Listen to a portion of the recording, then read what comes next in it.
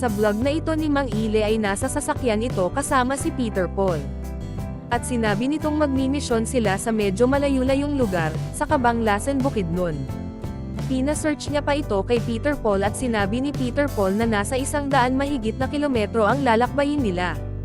Nabanggit din ni Mang Ile na dadaanan pati nila si Peking Bombay. At dadaanan din nila yung mga dadalhin na denrap nila sa bahay ng mama nito.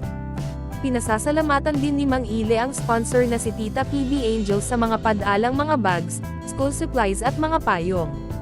Sinabi din ni Mang Ile na mga 8 sako yon at nasa 160 bags yung ipapamahagi nila. Nasa biyahe na nga sila kasama si Sir Paul, Madam Yula, Peter Paul at si Mang Ile mismo.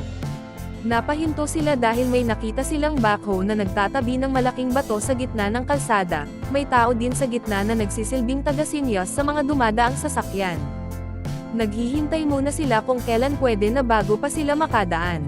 Dumating na nga sila sa bahay ni Peking Bombay at isinakay na nila ito. Masayang naglulukohan ang lahat sa loob ng sasakyan.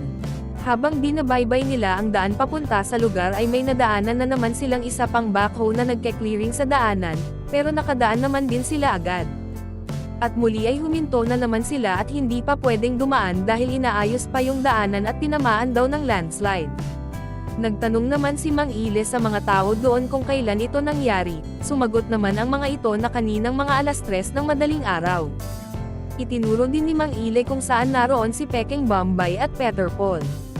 Ipinakita din niya ang likod ng sasakyan na punong-puno ng mga packages na dala nila.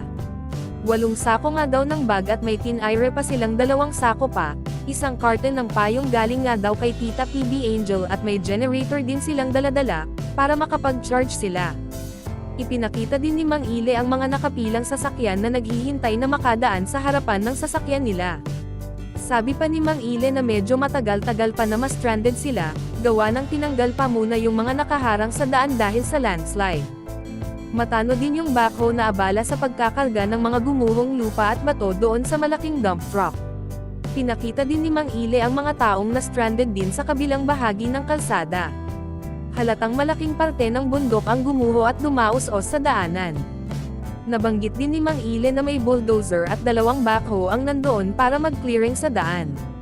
Nagtatanong-tanong din si Mang Ile sa mga tao sa paligid.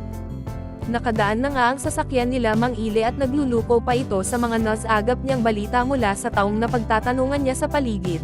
Biro pa ni Mang Ile na hindi yon alam ng mga kasama niya at wala silang tiyahin na marites. Habang nasa biyahe ay pinapakita ni Mang Ile sa video ang mga tanawin, ulap, bundok at kapaligiran na kanilang nadadaanan. Tumigil na muna saglit ang PB team sa may kainan para magtanghalian at nagutom na ang mga ito. Sinabi pa ni Mang Ile na 11:47 na, at umalis sila ng Davao 7:50 AM pa. Dagdag pa ni Mang Ile na almost 4 hours na yung biyahe nila pero malayo pa sila, dahil may mga problema sa kalsada na dinadaanan nila. Pumasok na nga sila sa kainan at namili na ng mauulam. Nakita agad ni Mang Ile ang RM sabay sabing try nila ito. Nagtanong naman si Sir Paul kung may hipon ba silang tinda. Sumagot naman ang tindera na wala, kaya tilapia na lang ang pinili ni Sir Paul. Nakabukas naman si Mang Ile ng paksiw at ito yung in-order niya. Niluluko pa ni Mang Ile ang tindera at sinabihang bakit umiiyak ito. Ngumiti na lang si ate na nagtitinda. Umorder din sila ng 2 RM, ipinakita din ni Mang Ile ang malalaking hito na lumalangoy pa sa loob ng aquarium.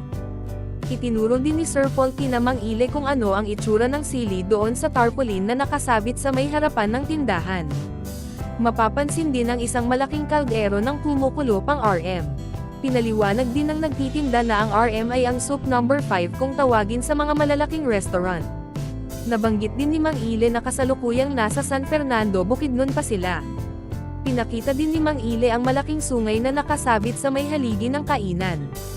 Nakahanda na nga ang pagkain nila, at pinalalagyan pa muna ni Mang Ile ng mainit na tubig ang mga katsarang gagamitin nila. Pagkatapos nilang kumain ay nagpakarga na muna sila ng gasolina sa generator na dala nila. Dinidrain na muna ni Peter Paul ang natirang lumang gas bago nila ito pakargahan.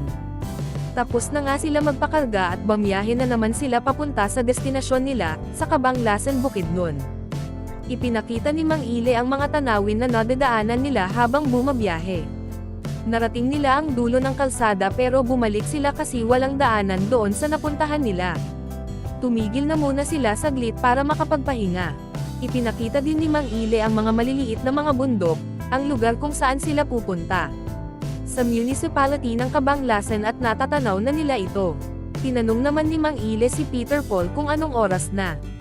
Sumagot naman si Peter Paul na 2:00 na ng hapon. Tinuturo ni Mang Ile ang mga natatanaw na daan mula sa kinaroroonan nila. Bumiyahe na sila ulit at umuulan na. Medyo makipot, masukal at hindi na sementado yung kalsadang dinadaanan nila. At para sa more summary video ng Pugong Biyahero, huwag kalimotang mag-like and subscribe.